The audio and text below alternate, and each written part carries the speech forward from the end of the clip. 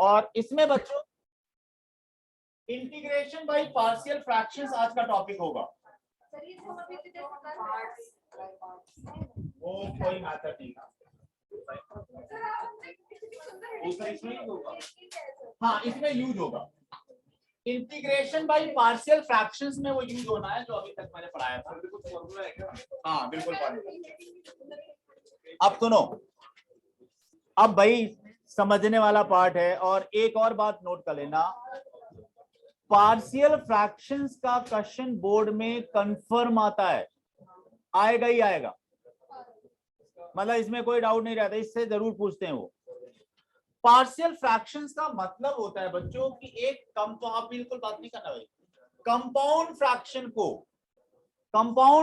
को सम of simple fraction लिखना। ईशान अब सुनना समझने वाले, कंपाउंड फ्रैक्शन को सम ऑफ सिंपल फ्रैक्शंस लिखना है। तो किसी भी कंपाउंड फ्रैक्शन को सम ऑफ सिंपल फ्रैक्शन लिखा कैसे जाता है और आप कंपाउंड फ्रैक्शन बोलते किसको हो, ये आप अभी आपको बताया जाएगा। इसके कितने केसेस है वो भी बता दिए जाएंगे। जैसे एक क्वेश्चन लिख दिया जाए, x upon x plus 1 into x plus 2, ये इंटीग्रल हमसे पूछा गया। बच्चों यहां पर देखोगे ये कंपाउंड फ्रैक्शन है। कंपाउंड फ्रैक्शन किसको बोलेंगे, जिसके डिनोमिनेटर में एक से अधिक फैक्टर्स होंगे। ये एक से अधिक फैक्टर्स हैं, यहाँ पे 2 फैक्टर, 3 हो सकते हैं।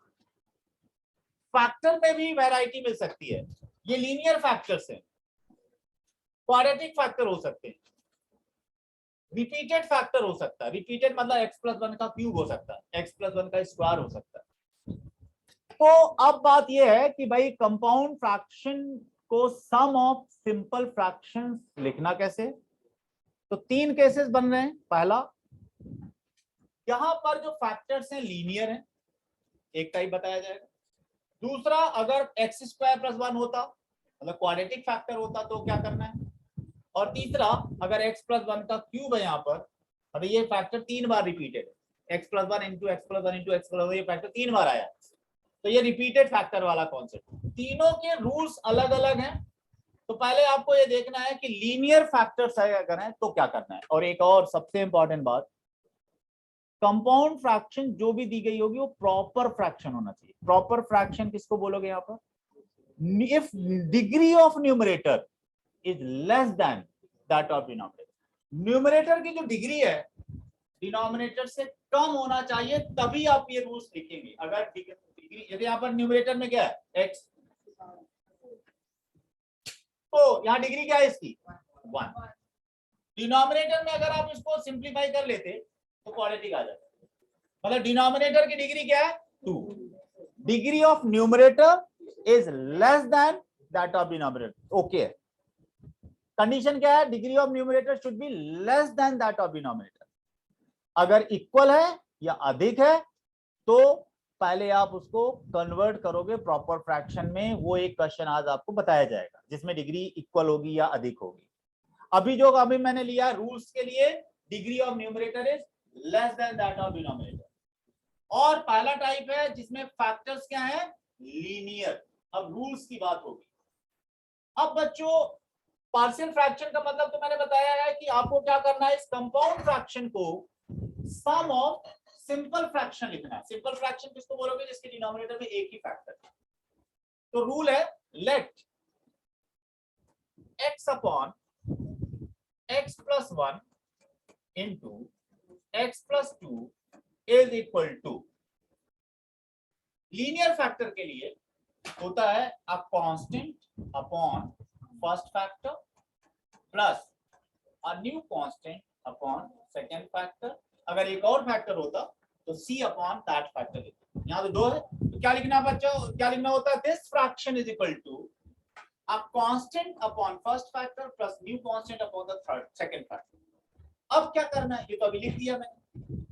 अब हमें a और b की वैल्यूज पता करना है सच दैट अगर मैं इसको सिंप्लीफाई करूं तो ओरिजिनल फ्रैक्शन आपको मिल जाए।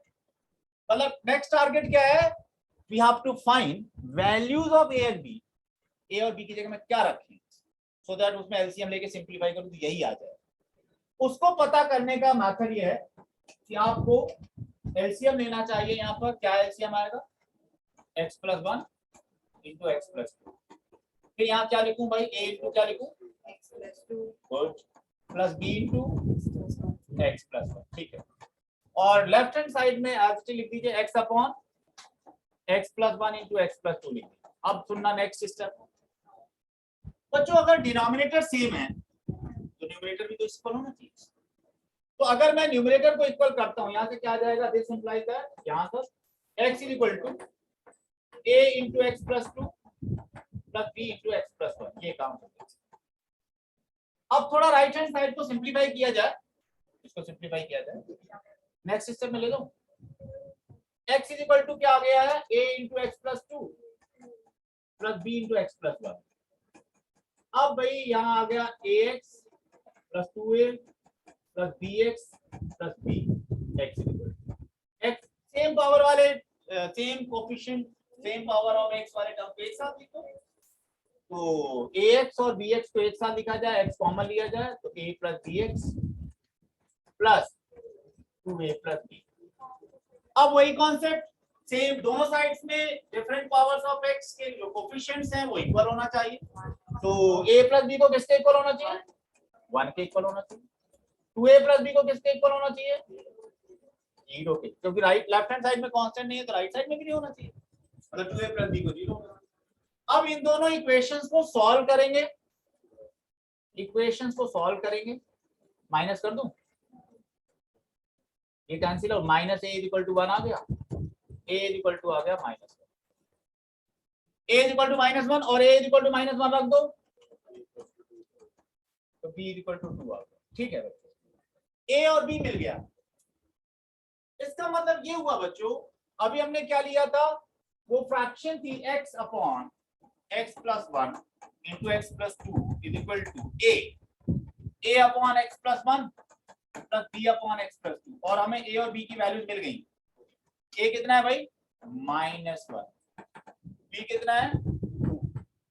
मतलब ये जो अभी तक काम किया गया है ये पार्शियल फ्रैक्शंस का काम था, मेथड ऑफ पार्शियल फ्रैक्शंस। अब हमने एक कंपाउंड फ्रैक्शन को स्प्लिट कर दिया है, सम ऑफ टू फ्रैक्शंस। ये पूरा चैप्टर होता था अलग, जिसमें सिर्फ पार्शियल फ्रैक्शन सिखाया जाता था कि किसी भी कंपाउंड फ्रैक्शन को सम ऑफ सिंपल फ्रैक्शंस कैसे लिखते हैं, उसके पूरे रूल्स बताए जाते थे, उसके जितने भी एप्लीकेशन थे उसकी प्रैक्टिस कराई जाती थी। ये चैप्टर अभी डिलीट कर दिया गया, हमें इंटीग्रेशन में उसको पढ़ाने की जरूरत पड़ रही है, अदरवाइज ये पहले से सीख के आते थे। अब यहां देखो, आप इस फ्रैक्शन को सम ऑफ दीज टू फ्रैक्शंस लिख सकते हो, जो अगर आप इसको सिंप्लीफाई करोगे ना वही आ जाएगा। अब बच्चों ये जो काम किया गया है एक कंपाउंड फ्रैक्शन को सम ऑफ सिंपल फ्रैक्शन लिखने का, इससे हुआ क्या, हमारा काम ये तो था नहीं कि आप सम ऑफ सिंपल फ्रैक्शन लिखो, हमारा काम तो इंटीग्रेशन का था। तो जब आपने इस फ्रैक्शन को सम ऑफ दीज टू फ्रैक्शन लिख दिया तो इंटीग्रल क्या था, इंटीग्रल था x upon x plus 1 into x plus 2, ये था बच्चों इंटीग्रेशन। तो आपने जो ये सम ऑफ, इसको कंपाउंड फ्रैक्शन को सम ऑफ सिंपल फ्रैक्शन लिखा है, तो ये आ गया, this can be written as -1 upon x plus 1 plus 2 upon x plus 2। और बच्चों अब बात आपको पता चल गई है कि इनका इंटीग्रेशन हमें आता है। ये एक जो सिंपल फ्रैक्शन है ना, इसका इंटीग्रेशन आता है, अलग अलग कर दो भाई, -1 upon x plus 1 dx plus 2 बाहर ले सकते हो x प्लस 2 dx। किसी को पता है फार्मूला इसका, -1 अपॉन ax प्लस b आज बताया, log x प्लस 1, और अपॉन में x का कोफिशिएंट वो तो 1 है, प्लस 2 इसका क्या हो जाएगा भाई, log x plus 2 plus upon. अब ध्यान से सुनो, अब 1 अपॉन एक्स का तो पता था ना, 1 अपॉन एक्स का log x होता है, तो 1 अपॉन एक्स प्लस 1 का भी हो जाएगा log x plus 1 upon x का कोफिशिएंट वो तो आपको 1 दिया। यहाँ बच्चों log की प्रॉपर्टीज आपको आंसर क्या मिलेगा, log देखो एक और बात, ये देखो ये 2 को पहले ये 2 को इधर कर दो, minus log x plus 1 plus इसको लिख सकते हो log x प्लस 2 का स्क्वायर। बच्चों ये स्क्वायर पॉजिटिव होता है तो मॉडुलस लगाने की जरूरत नहीं है। अब log a minus log b क्या होता है, log a upon b। Finally बच्चों आंसर तो ये मिलेगा, प्लस ऑफ कांस्टेंट।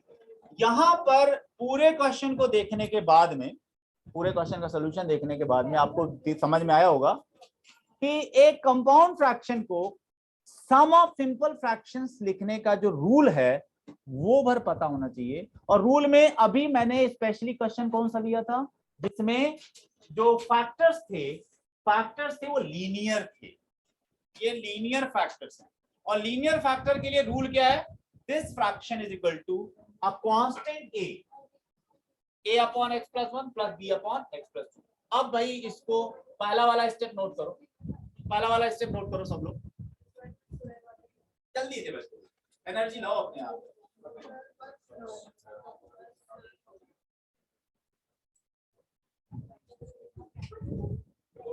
वर्डन जितना डालेंगे ना लोड डालना है, ऐसे तो इतने आसानी से तो कुछ मिलता नहीं ना। अगर कुछ एक्स्ट्रा करना चाहते हैं तो कुछ तो लेना पड़ेगा पेन।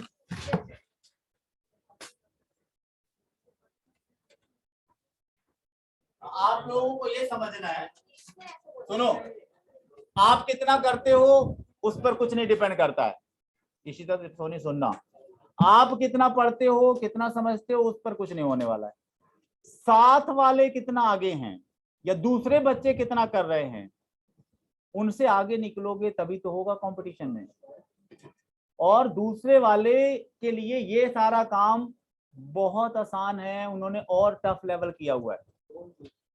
बहुत है बेटा, बहुत हैं। आप अभी तो अब समझो कि जो पेपर में आता है, जो पेपर में आता है उस लेवल तक अगर पहुंचना, इवन तो मैं बता रहा हूँ इनके स्कूल का टीचर है वो जो पेपर देता है अगर उसी पेपर तक लेवल तक पहुंचे वो बहुत अच्छा पेपर बनाते हैं।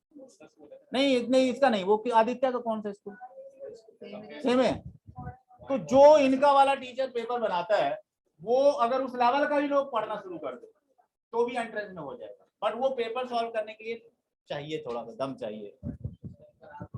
मैं करा रहा हूँ बट उसके लिए थोड़ा लोड लेना पड़ेगा आपको, लेना पड़ेगा। मतलब पहले तो होता है कि ABCD ऑफ द चैप्टर्स, एक लेवल आता है कि जब आप सारे रूल्स जानते हो उसके बाद एप्लीकेशंस में जो दिमाग लगाएगा होगा तो उसी का।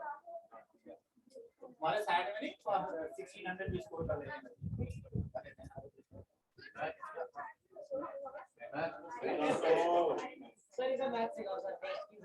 अच्छा अब एक बात बताऊं बच्चों, आपने जो ये कॉम्पिटिशन्स के लिए है सभी लोगों के लिए, भाई सारे बच्चे कोई ना कोई कंपटीशन तो देते हैं और CUET तो सब देंगे, मैक्सिमम लोग CUET देंगे।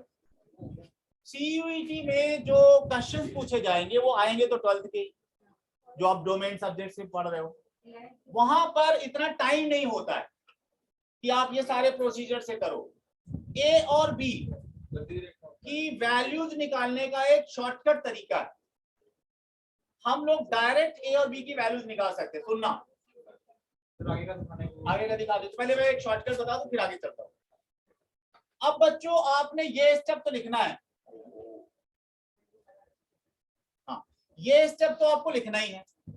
अब A और B की जगह में क्या रखना है, क्या होना चाहिए सो दैट ये हमारा इसके लेफ्ट हैंड साइड की इक्वल आ जाए, उसके लिए शॉर्टकट तरीका है A की वैल्यू डायरेक्ट लिखने के लिए। समझना, अगर मैं A को पता करना चाहता हूं डायरेक्टली बिना वो सारा प्रोसेस को यूज किए हुए तो एक शॉर्टकट तरीका है, क्या है भाई सुनना, जो A का डिनोमिनेटर है x प्लस 1 है उसको इक्वल टू 0 कर लो, और x प्लस 1 को अगर इक्वल टू 0 करोगे तो x क्या आएगा, -1 आएगा। और x जो आया है वो लेफ्ट हैंड साइड के फ्रैक्शन, जो ये फ्रैक्शन है वहां x के में -1 रख दो। A का जो डिनोमिनेटर है उसको इक्वल टू 0 करके x की वैल्यू पता करो और x की जो भी वैल्यू आई है उसको लेफ्ट हैंड साइड में रख दो। सभी जगह मत रख देना, इसको छोड़ करके जहां इसको 0 किया था, क्योंकि इसकी जगह में रख दोगे तो फिर नॉट डिफाइन हो जाएगा ना। सभी जगह रखना है एक्सेप्ट दैट फैक्टर जिसको इक्वल टू 0 करके x की वैल्यू निकाली। तो इसमें सभी जगह x की जगह में -1 रखो तो क्या आएगा, -1 अपॉन, यहाँ रखना नहीं यहाँ रखो, -1 प्लस 2 तो कितना आ जाएगा, -1 आ जाएगा। A की वैल्यू आ गई। और B पता करना है, सेम काम रिपीट करो, x प्लस 2 को इक्वल टू 0 करके x की वैल्यू पता करो। -2 कहाँ रखेंगे, सभी जगह लेफ्ट हैंड साइड में रखेंगे, इसको छोड़ करके रखो -2 अपॉन -2 + 1 कितना आ गया भाई? -2 अपॉन हाँ ये आ गया -2 अपॉन -1 तो मतलब 2 आ गया। -1 और 2 a की वैल्यू -1 और b की वैल्यू 2। ये काम आपने ये से भी पता किया था, a = -1 और b = 2, ठीक है ना। तो ये सारा कुछ हम लोग के स्टेप बच जाते हैं अगर वो शॉर्टकट तरीका जानते हो। मतलब इस फ्रैक्शन को क्या लिख सकते हो आप? -1 अपॉन x + 1 + 2 अपॉन x + 2। फिर इसका इंटीग्रल फास्ट कैलकुलेशन करके, क्योंकि वो तो 1 नंबर में आएगा ना, और एमसीक्यू में भी आएगा ये सेम क्वेश्चन। जब एमसीक्यू में सेम क्वेश्चन आएगा तो आपके पास टाइम कितना है? 2 मिनट से ज्यादा तो है नहीं, विदिन 2 मिनट्स करना है। तो विदिन 2 मिनट्स के लिए शॉर्टकट्स जानना जरूरी था। अब इसके बाद इंटीग्रल करना इसका आसान था। क्या बेटा? ये वाला, ये तो रूल है, इसमें तो कुछ कर नहीं सकते। इसके बाद क्या? हाँ इसके बाद क्या किया गया था? ये तो ठीक है, एलसीएम ले लिया, डिनोमिनेटर सेम है तो न्यूमरेटर भी सेम। यहां पहुंच गए, इधर देखो, इसको सिंपलीफाई करो, ax + 2a + bx + b। और इसके बाद दोनों ये वाला स्टेप आ गए आप, ये वाले स्टेप में x वाले टर्म एक साथ कर लिया, ये वाला आ गया। कांस्टेंट को, ये x का कोएफिशिएंट यहाँ पर, ये x का कोएफिशिएंट 1 है, दोनों तरफ सेम पावर ऑफ x के कोएफिशिएंट इक्वल होना चाहिए। तो a + b कितना हो गया? 1। 2a + b कितना हो गया? 0। दो इक्वेशन बने, तो सॉल्व करना। अभी बच्चों एक टाइप बताया है जिसमें फैक्टर्स क्या थे? लीनियर। अब हम लोग ये दूसरे टाइप की बात करने वाले हैं। एक लीनियर लूंगा और एक क्वाड्रेटिक लूंगा, लीनियर फैक्टर और एक क्वाड्रेटिक फैक्टर। जैसे एक क्वेश्चन लेता हूं, 7th अभी बेटा, अच्छा अब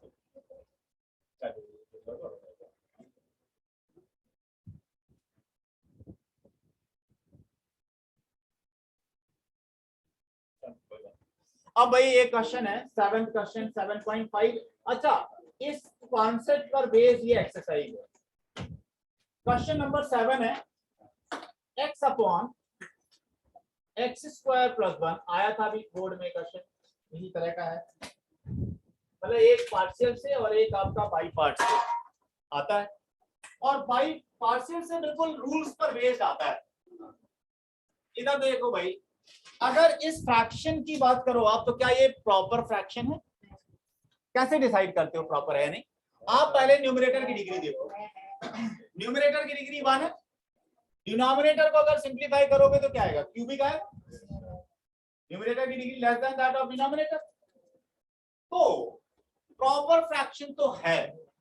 अब इस प्रॉपर फ्रैक्शन में देखो, एक फैक्टर क्वाड्रेटिक है और एक फैक्टर लीनियर है।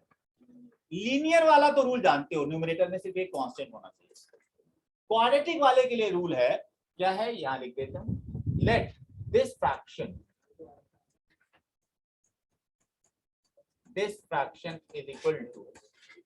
लीनियर के लिए तो सिर्फ एक कांस्टेंट होता है, क्वाड्रेटिक अगर है, क्वाड्रेटिक फैक्टर है तो न्यूमरेटर में लीनियर आता है। मतलब क्वाड्रेटिक के लिए यहां आएगा ax + b upon quadratic factor.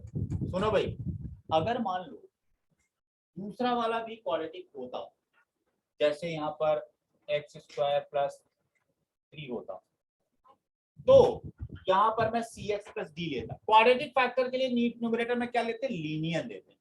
मान लो दूसरा फैक्टर भी क्वाड्रेटिक है, x² + 3, तो क्या लेता? cx + d अपॉन x² + 3 लेता। तीसरा भी लीनियर क्वाड्रेटिक होता तो ex + f अपॉन तीसरा लेता। आपके यहाँ तो ऐसा है नहीं, आपके यहाँ जो है उसके अकॉर्डिंग हम लिखते हैं। आपके यहाँ ये है लीनियर, दूसरा वाला फैक्टर लीनियर है, तो लीनियर के लिए रूल क्या है? आप कांस्टेंट a और b तो यूज हो चुका है, तो c अपॉन x - 1। अब बच्चों आपने रूल समझा भी कि क्वाड्रेटिक फैक्टर के लिए रूल क्या है? क्वाड्रेटिक फैक्टर के लिए रूल है यहाँ पर न्यूमरेटर में लीनियर लिया जाता है, और लीनियर के लिए न्यूमरेटर में क्या लिया जाता है? कांस्टेंट। ये तो कंपाउंड फ्रैक्शन को लीनियर में सम ऑफ सिंपल फ्रैक्शन लिखने का रूल हो गया। अब क्या करना है? अब हमें a, b और c की जगह में क्या होना चाहिए? a, b, c की वैल्यूज पता करना है, सच दैट अगर मैं राइट हैंड साइड को सिंप्लीफाई करूं तो लेफ्ट हैंड साइड की इक्वल आए। रूल के लिए पहले तो मैं इक्वेशन तो बनाऊंगा, इक्वेशन तक का काम तो आपको करना है। इक्वेशन के लिए भाई एलसीएम कोई बताएगा? X square plus 1 into x minus 1। अब इसके वाला स्टेप बताओ भाई, अब क्या लिखूं मैं? यहाँ ए एक्स प्लस बी इंटू क्या लिखूं? X minus 1। बहुत अच्छे। प्लस सी इंटू क्या लिखूं? ठीक है। और ये आया x upon x square plus 1 into x minus 1। ठीक है, सेम स्टेप। डिनोमिनेटर इक्वल है तो न्यूमरेटर भी इक्वल होना चाहिए। अगर डिनोमिनेटर इक्वल है तो न्यूमरेटर भी इक्वल होना चाहिए। कर दिया जाए भाई इक्वल, तो क्या आएगा? x equal to ax plus b into x minus 1 plus c into x square plus 1। अब भाई सिंप्लीफाई करो राइट हैंड साइड को। ax को x के साथ multiply, ax minus e plus bx। अब सेम पावर्स ऑफ x के terms को एक साथ लिखना है। एक्स स्क्वायर वालों को एक साथ भाई लिखो। एक्स स्क्वायर वाले एक ये और एक ये, इनको एक साथ लिख करके एक्स स्क्वायर कॉमन ले लिया जाएगा तो आएगा a plus c x square minus a x plus b x. एक तो x कॉमन लेंगे तो माइनस ए प्लस बी और minus b plus c constant है इक्वल टू। अब डिफरेंट पावर्स ऑफ x के जो कोफिशिएंट्स हैं वो इक्वल होना चाहिए। इक्वेशन बनाओ भाई, क्या बनेगा? एक्स स्क्वायर का कोफिशिएंट यहाँ लेफ्ट हैंड साइड में तो एक्स स्क्वायर है ही नहीं, राइट हैंड साइड में भी नहीं होना चाहिए, तो a प्लस सी को कितना होना चाहिए भाई? 0। गुड। a प्लस सी की जगह में क्या होना चाहिए? 0। और माइनस a प्लस बी कितना होना चाहिए? 1। माइनस b प्लस सी क्या होना चाहिए? ध्यान से सुनो भाई, इन तीनों इक्वेशंस को सॉल्व करना है और इन तीनों इक्वेशन को सॉल्व करके a b c की वैल्यू पता कर रखा है। बोलो a कितना आया? हाँ, b c।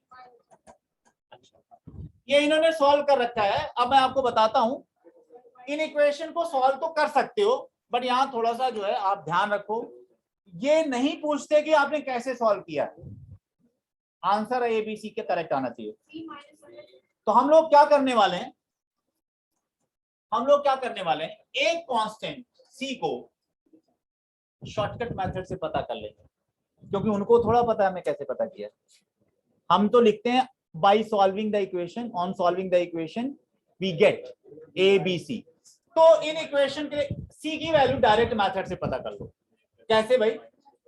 c को पता करना है तो शॉर्टकट क्या बताया? इसका डिनोमिनेटर इक्वल टू 0 कर लो, x क्या आएगा? 1 और 1 यहां रख दो सभी जगह। अभी चेक कर लेते हैं। इसको 0 करूंगा, इसको 0 किया तो x इक्वल टू 1 रखूंगा यहाँ पर तो क्या आएगा? 1/2 आएगा।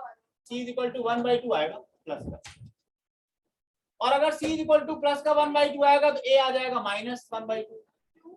a plus c equal to 0 है ना। और a अच्छा यहाँ पे देखो भाई, c आ गया हमारा शॉर्टकट से 1/2 आया है और a प्लस सी 0 है तो a इक्वल टू माइनस सी हो गया तो माइनस 1/2 आ गया। और भाई यहाँ देखो b इक्वल टू है 1 प्लस a पता चल गया आपको, 1 माइनस 1/2 1/2 आ गया। हाँ, b इक्वल टू सी। भाई ए बी सी की वैल्यूज निकालने में हमने क्या किया, एक कांस्टेंट को c को जो निकल सकता था, क्योंकि b ए बी में से नहीं निकल सकता था क्योंकि एक ही फैक्टर है, c पता चल सकता था, शॉर्टकट से पता कर लिया। मतलब एबीसी की वैल्यूज निकालने तक का काम आपका, इंटीग्रेशन का कोई काम नहीं। ये तो भाई अलग ही चैप्टर। शॉर्टकट मेथड से कैसे निकालते थे?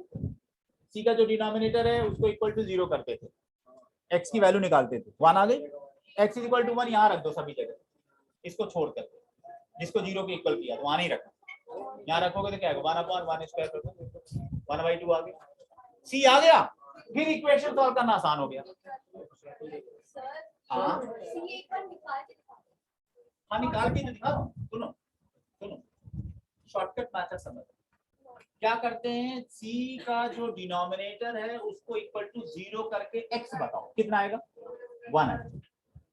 लेफ्ट हैंड साइड में जो फ्रैक्शन है इसमें x इक्वल टू 1 रख दो, इसकी जगह में मत रखना जिसको इक्वल टू 0 की, तो रख दो x की जगह में 1, रखो 1/1 स्क्वायर प्लस 1।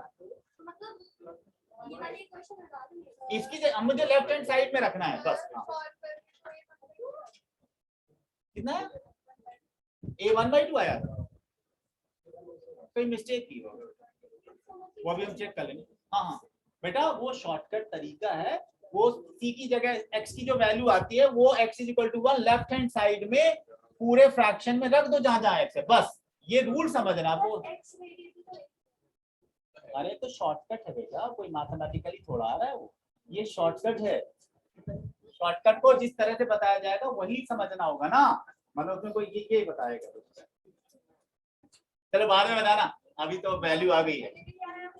अब क्या करना होगा दोनों, आपने मेहुल अभी तक काम कीजिए, ए बी और सी जैसे ही पता चल गया तो आपको यहां रख देना चाहिए, तो रख देते हैं भाई। नेक्स्ट सिस्टम में ले जा रहा हूं, ध्यान देना, ये लिख रखा है x अपॉन क्या था, x² + 1 into x - 1 equal to ax + b।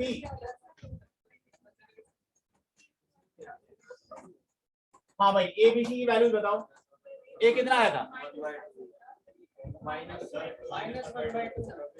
B C कितना था, अच्छा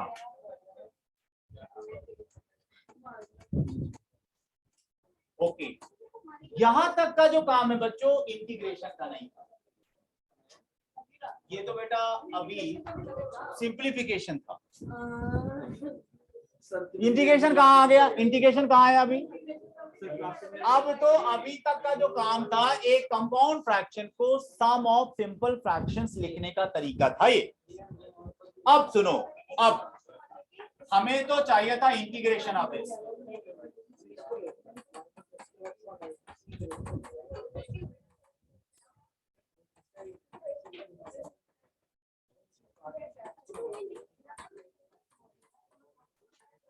अब सुनो भाई, हमने क्या किया, एक कंपाउंड फ्रैक्शन को सम ऑफ सिंपल फ्रैक्शन लिख दिया, मैं वो लोग बाद में बताएंगे। एक कंपाउंड फ्रैक्शन को सम ऑफ सिंपल फ्रैक्शन लिख दिया, फिर हमें इसका इंटीग्रल चाहिए था तो ये आ गया। अब जो मिलेगा, अब जो इंटीग्रल्स मिलेंगे वो हम लोगों ने आज पढ़ा है।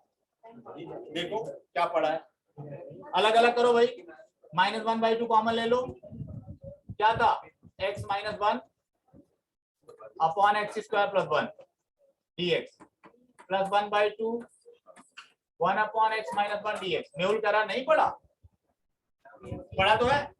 1 अपॉन लीनियर आता है, लीनियर अपॉन क्वाड्रेटिक, ये क्या है, लीनियर अपॉन क्वाड्रेटिक, आसान सा है। लीनियर अपॉन क्वाड्रेटिक आएगा तो आपको पता है how to solve it, linear upon quadratic.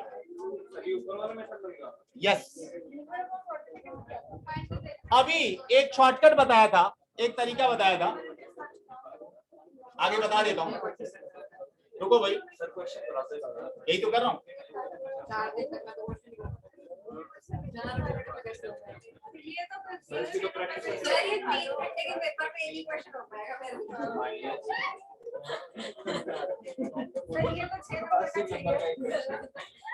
कितने मिनट में हो पाएगा? 3 घंटे के पेपर में मैं एक ही क्वेश्चन कर पाऊंगी। हाँ तो ये वाला छोड़ देना।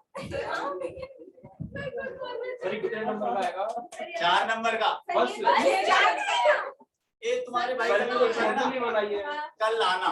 वो कह रहा था, वो तो 4 नंबर वाला था, वो कह रहा था उसने सही किया। हाँ हाँ ये भी आया था, ये दोनों क्वेश्चन जो है कल का जो पेपर हुआ उसमें थे, 4 नंबर वाले सब कर। अरे उन लोगों की स्पीड बहुत अच्छी थी, वो ज्यादा से ज्यादा देखो ऐसा है, जिस दिन आपको आने लगेगा ना सॉल्व करना, आप 3 से 4 मिनट के अंदर कर लोगे। सुनो आगे की बात सुनो बेटा, यहाँ जो लीनियर अपॉन क्वाड्रेटिक आया ना, अब एक लाइन सुनना, लीनियर अपॉन क्वाड्रेटिक आया, वैसे मैंने क्या बताया था कि भाई लीनियर अपॉन क्वाड्रेटिक आया तो जो ये क्वाड्रेटिक है इसका डेरिवेटिव पता करो, आप ऊपर 2x बना लो। हाँ तो ये कैसे बन जाएगा, 2 से, हाँ 2x माइनस 2, और ये तो पता है इंटीग्रेशन, ये पता है 1 अपॉन लीनियर। गुड। अब इधर देखो, जो इसका डेरिवेटिव है वो अलग करना है।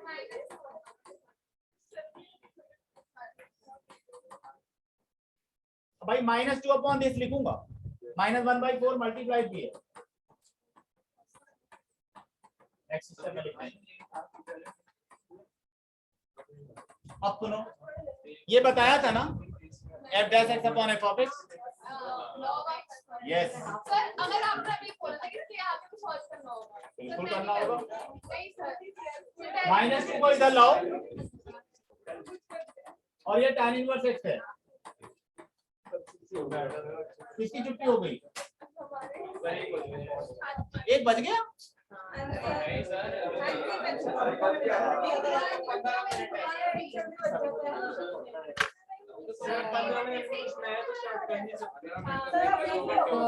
रुक जाओ। सर आप एक घंटे में 2 क्वेश्चन लिखो, हम कैसे करेंगे? बहुत तेज बना रहा है। अभी तो उठ के सर आप 2 क्वेश्चन